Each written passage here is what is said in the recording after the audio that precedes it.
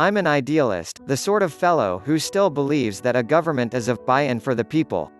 I believe that every human being is inherently good, and that by virtue of being human, we have a duty to fulfill towards the earth we have inherited, towards each other, and above all towards ourselves. The human body is a unique and amazing machine. It is a marvel, so much so that those who believe in reincarnation will often tell you that the human form is the last physical form the spirit inhabits before its liberation from the cycle of life and death. To me, this simply means that we are fortunate, and it is our duty to make this form the best it can be. So what is it like, this optimized and fully primed human form? Naturally, the most obvious conclusion one would draw, and the one I drew as well, is that it needs to be the healthiest it can be, and consequently the fittest it can be. I mean, after all, human beings all over the world are running ultramarathons, sub-10-second 100-meter sprints, climbing Mount Everest, and swimming across entire seas. Shouldn't we be doing something about our physiques and general states of health? I've tried to do just that for what is now a sizable part of my life. I've failed more often than succeeded, and continue to do so. This is what I've learned about 1. Exercise and the gym culture. There's no getting around it. You have to move to burn the calories. You're spoilt for choice when it comes to food, but you're also spoilt for choice when it comes to physical activity. Whether you run, practice yog, yeah, it's actually called yog, and it means union, swim, go for a Zumba class, or just play some sport with your overtly energetic 6-year-old child, it's all good, or else, you could go with the most conventional approach and sign yourself up at the nearest gym. Now this does have its benefits. Putting money down for membership of a health club is a commitment. Often the investment is motivation enough to be pushed into going there once in a while. What's not good is believing that it's your only option if you want to get fit and stay healthy. I know because I once made the same mistake. I've been working out at a gym on and off since the time I was 16. I was a fat kid and, having struggled with weight issues my entire life, I thought a gym was a one-stop shop where I could turn my fitness habits around. It's been quite intermittent over these 9 years, but I've become acquainted with the culture of these modern voluntary sweatshops. In India here, personal trainers are more affordable than in a lot of countries, and yet I've seen them charge small fortunes to train clients for months together with no results. The thing is, nothing beats exercising with awareness and concentration. It's sad to see people potentially injure themselves by whipping out squat after squat with bad form while their trainer simply stares on and counts out loud. I'm probably the fittest I have ever been now, and for a while now most of my workouts have happened outside the gym, with the occasional visit for some variety. People have been fit without gyms and health clubs. Remember Bruce Lee? A recent surge in the number of equipment-free workout DVDs would attest to that. Nobody is denying that they're great tools. No modern athletic training facility is complete without them, but you can't be trying to bench press anything if you've never done a push-up in your life. The equipment in gymnasiums is meant to add resistance to your workout once you have mastered balance and control over your own body weight and the exercises you can do with it. I've seen guys with muscles the size of my head on their arms, being unable to lift themselves up on a pull-up bar. Which brings me to my next point. 2. Looking fit isn't the same as being fit. Most workout models and plans simply work on making you look good. The definition of this good, however, varies. For men, it usually means having a broad set of shoulders, big pectoral muscles, prominent abdominal muscles and arms, and a narrow waist but strong legs. The thing is, every single photo you have seen in any fitness magazine or on the label of a supplement is fake. Now I don't mean that it's necessarily doctored or photoshopped. Sure, the model would have looked something like that at the time their photo was taken, but you can be sure he or she is completely dehydrated, carb overloaded, and probably less in touch with reality because they've suddenly been salt-free for 3 or 4 days. 12 hours after the photo, they'd be almost unrecognizable. Anyway, being fit doesn't have just one definition. Sprinters have big muscles, but can't run long distances like marathoners. Marathoners have thin, wiry and weather-beaten frames, but can't run nearly as fast as the track athletes. When you think of fitness you probably think of muscles and no fat, but there is more to it than that. Endurance, stamina, strength, burst strength are all essential to all athletes in varying proportions. Marathoners sometimes need burst strength when they are facing an upward climb. For someone not competing professionally though, the trick is to have a good amount of all of them. You don't want to be the world's fastest runner without being able to enjoy a nice casual 5K jog at sunset if the weather is lovely and calls for it. Round your workout. Work out intensely, and sometimes work out longer. But always work out consciously. That way you'll make the most meaningful progress you can. 3. Food and the diet. You are what you eat, but I somehow doubt you are a ketogenic, trans fat-free, zero-carb and artificially sweetened meal. Your body doesn't understand absolutes, that is to say it doesn't deal with them well. At all. If you really want to look shredded for a day at the beach, or your abs are an Instagram sensation, maybe you need to manipulate things like your carbohydrate and water intake for a few days.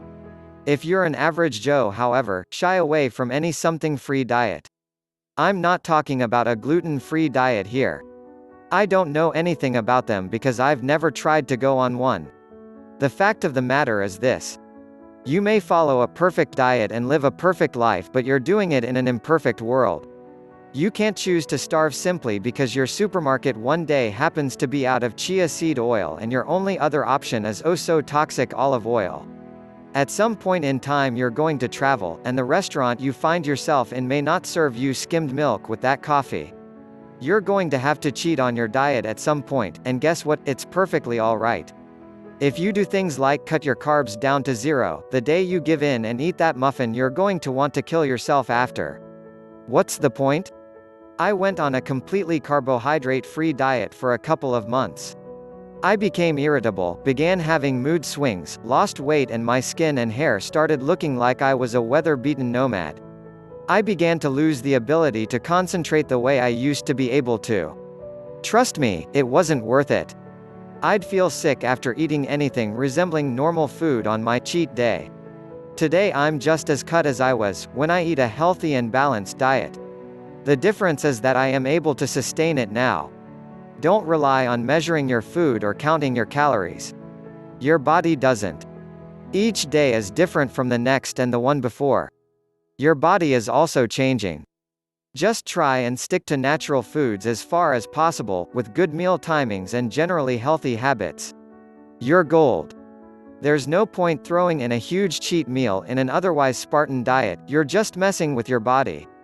You'll find thousands of articles claiming one food or the other to be a superfood and have hidden benefits. The fact of the matter is, among natural foods, every food is going to help you in some way or the other, and sometimes have an effect you might not want. So there are no strictly good and bad foods. It all varies from person to person. The next time you hear of a miraculous something-free diet, take it with pinch of salt, low sodium if you have to. This of course brings me to my next point. 4. Supplements. Yes. I left the best for last. The fact of the matter is that the truth can be easily manipulated when you're a huge multi-billion-dollar industry that's growing faster and faster every year, feeding on what is mostly people's gullible nature and their desire to get a better physique. Sure, buy into it, but know the truth first. First of all, most supplements people buy around the world come from the United States. Now, because of the wonderful way dietary supplements are totally not regulated there, it's essentially possible for someone to sell you sawdust and market as a protein supplement. The government won't step in unless, say, the sawdust you sold has made a lot of people sick at the same time because you didn't check it for termites or something. So long as you have adequate pest control measures in place, you can go on selling it, writing whatever you want on the ingredients label too. And it's completely legal.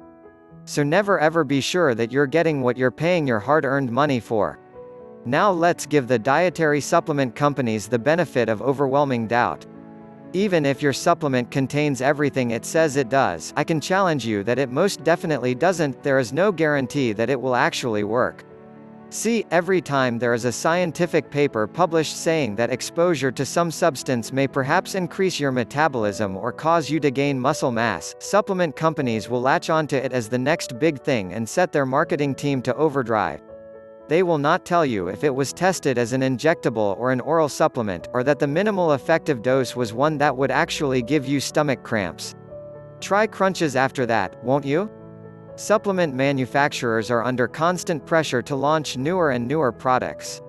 Think of this, if they kept selling what they're selling right now, and people used them religiously like they are made to think they're supposed to, without getting any results, someone would call bullshit. So they have to launch newer, better, faster-acting, refined and more effective products to make you think that whatever you were having before this was completely ineffective and that you need to buy into the new fad. They feed off hope and optimism. Assuming that they are being completely honest about that too, seriously, there is still a very small chance that the supplements would actually work as advertised.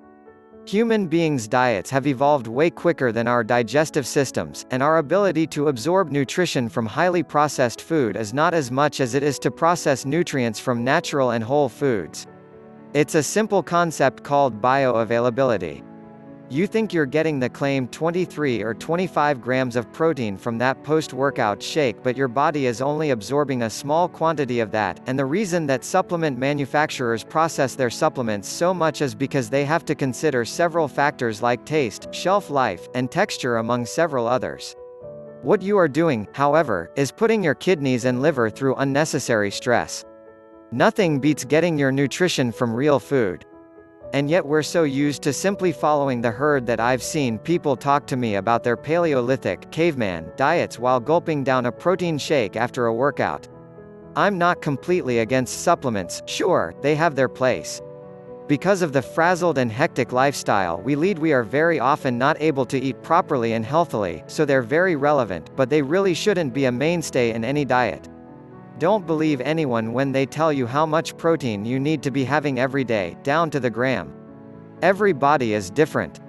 If you're working towards a specific goal, go and get your blood and urine tested to find out exactly how much protein your muscles are absorbing and how much is floating around in your bloodstream as nitrogen and urea. Yeah, if that sounds familiar, you were right, it's the same stuff in pee. Change your diet accordingly. In fact, get yourself routinely tested to see what effect your diet and exercise choices are having on your body. The mirror isn't the only place you can tell how it's doing. The issue with the getting sound fitness advice in general is that most people don't know what they're talking about. Bro science is the source of information on an overwhelmingly huge number of topics that people outside the medical profession really aren't qualified enough to discuss. Anyone with a half-decent physique thinks they can dish out advice to anyone who looks less fit than they do. It's like asking someone to diagnose your chronic stomach problems because they recovered from typhoid. But the biggest reason any person gets scammed is because of our psyche. I'm not even beginning to talk about the issues people have with their body image as a result of the media, advertising and fashion. What we've defined as fitness has nothing to do with well-being, but more to do with looking the least fat and most muscular we can possibly look. It isn't golden, this glitter. The bottom line is this. This is the body you were born with. Use it or abuse it, it's a choice that comes with it. Whatever be that choice though, it might as well be an educated one.